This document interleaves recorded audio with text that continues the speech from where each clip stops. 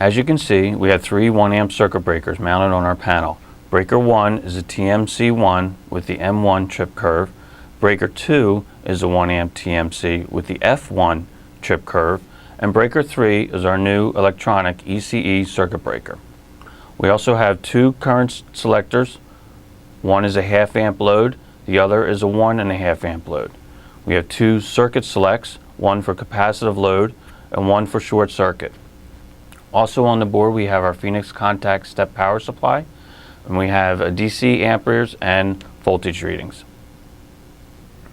The first condition will be with circuit breaker 1. We have it set at the 1/2 amp load setting, and we will apply the capacitive load. You'll notice the breaker does not trip, but the amperage does ramp up to close to 1 amp. We will now apply the short circuit condition to breaker 1.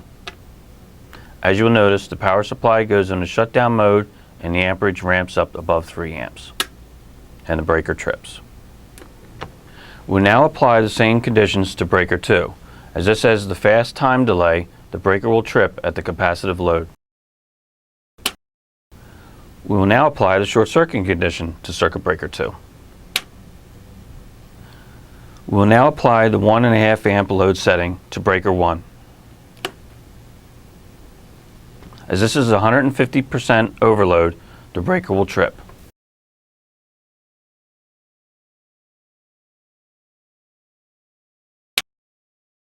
We will now apply the same current rating to breaker 2.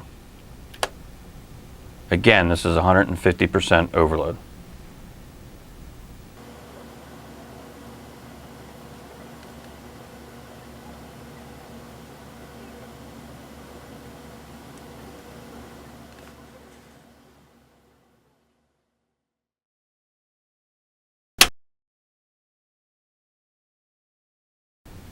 We will now apply the same conditions to our ECE electronic circuit breaker.